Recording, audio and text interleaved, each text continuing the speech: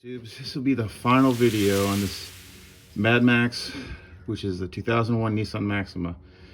243k miles or so. After I complete this repair or replace, which is going to be replacing these struts. This car will be for sale, as I stated in my previous video. So what I've got here is some quick struts, which makes it a whole lot easier to change these. I've never changed struts before, but it doesn't look that hard if you got the quick struts. So I got these on Amazon on Black Friday special, and then a couple days later this car just didn't want to stay running, and so I decided to keep them because I got it to run, but we're going to be selling it. So the rear struts are really bad, making it somewhat a challenge to drive, to put mildly, especially if you hit bumps. So I got these struts here. They're branded as TOPAZ, which I've used a TOPAZ part before. If you see my video on replacing the radiator fan assembly, it was a TOPAZ part. TOPAZ is just a reseller of parts, it looks like. Maybe surplus parts. So I got these off Amazon, 2 of them for $72 after tax. When they came, you open it up, they were branded as Duralast. Looks like they were overstock from AutoZone or something. So it has the same part number stamped into the strut. So I'm gonna just put these in and show you how to do it. The struts that are replacing are the original struts from the car. I've been on here for 23 years. So needless to say, they're going to be really difficult to get out. I've already doused them with some penetrating oil on the bolt here. You got one bolt up here, and then let me show you. You've got the strut towers in the back here. You got 2 of them there. That's one of them you see there. The other one's behind that bracket, which will make it a challenge to get. I think I'll be able to get it with a universal joint and an extension. Those are about 13 to 15 foot-pounds. The one on the bottom, which is going to be 17, is going to be about 80 foot-pounds. So I'm gonna let the penetrating oil do its work, and I'll come back to this in a little bit. What we got here is a 17 millimeter bolt. You're gonna need a breaker bar to get this off. It's gonna be on really tight. I have drenched it with penetrating oil, let it sit for about an hour. So what I'm gonna do is gonna take my breaker bar, loosen that up, and then I'm going to be able to, I'll have to go inside the trunk and take out the bolts up there. So, do this, get it in there and push it down. Got it loose, the breaker bar really helps. So, I'll get this out the rest of the way with my ratchet. Got it out, wasn't that bad. This probably pisses off all the northern mechanics out in the south.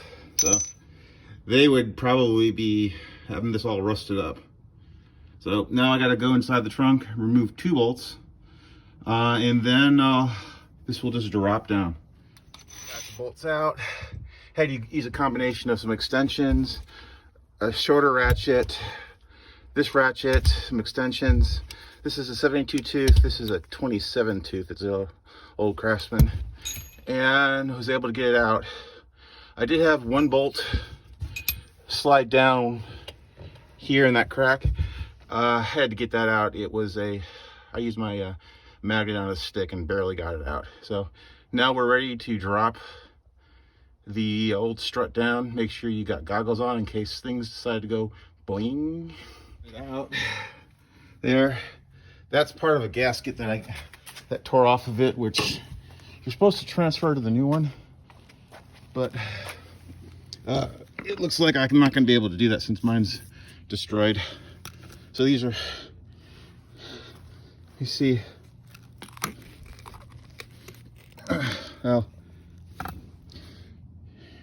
also this bolt here in the middle, don't take that out. That's what holds the shock in, the strut in. And if I was going to just replace this, you'd have to compress the spring with a compressing tool, and then you would take that out. But I'm not, since I'm doing a complete, just doing a complete unit. I'm just taking out, and if you look in there, it looks like the seal there is all gone. That's why these things are just not working out anymore. So I'm gonna got a new one right here. You can see this is the old one, this is the new one. That is the part number. It'll be in the description of the video. And I'm gonna have to take that off, but yeah. And you can see they look quite a bit different. This whole boot is missing off of this one, which probably led to stuff getting up into here that then caused it to leak. So gonna put this in. The difference so far is the bolt that on the OEM ones is 14. On this aftermarket one, it's a 15. I'll probably go ahead and continue to I'll use the new ones, new bolts. I got it, the strut set in place. It's kind of difficult. All the videos I had seen or saw, they put the top bolts in first. I couldn't do that. I had to align this one up at the bottom and then kind of muscle it over into here. And then I was getting it really close, and I had to push it over, and I got one bolt in lined up, and the other one I had a little trouble. Yeah, I had it almost lined in. Then to push it up, I had to get this little floor jack to kind of push it up, and that got it in there. It's a chore.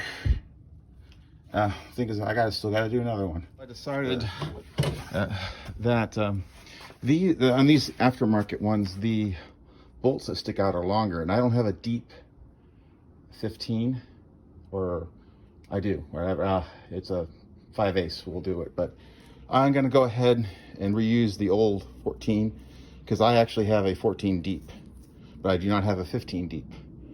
So I'm gonna reuse them. The threads match. It's just that this outside is on the aftermarket ones are 15 millimeter, or you can get away with 5/8. Next trick of the day: you need your bolt to stay in. You don't have magnetic sockets. Get yourself a piece of paper, stick it in there like that, and it won't. I got them on now. I'm just taking my torque wrench, and I'm going to torque them to 80 foot-pounds. I think the official range is 72 to 85, but I'm just going to go ahead and do 80, which is the max that my torque wrench does. This is just the one of them I've done. I still got to do the other. Never done this before, but now that I know how to do it, in the order you got to do things in, then the other side should go faster. Got it in. You see, there's the new strut. Got in, torqued it to 80 foot-pounds, or maybe a little bit more. I went until it clicked twice, and then I took my breaker bar and moved it just a teeny bit more for good measure. So, got this one side done now, and I guess got to do the other side. I will not film that. So, this will probably conclude this. Would I do this again? Maybe. If so. Anyway, later. Thing I almost forgot. I went through this back of the back seat, and you can get to here where the strut tower is too. So I did drop a bolt. It's somewhere underneath this. I'm not going to be able to get that out, so whatever. I ended up reusing the old bolts because they're 14, and I need I don't have a deep 14 metric. The other ones were 15, so, but the thread pitch is the same. Later.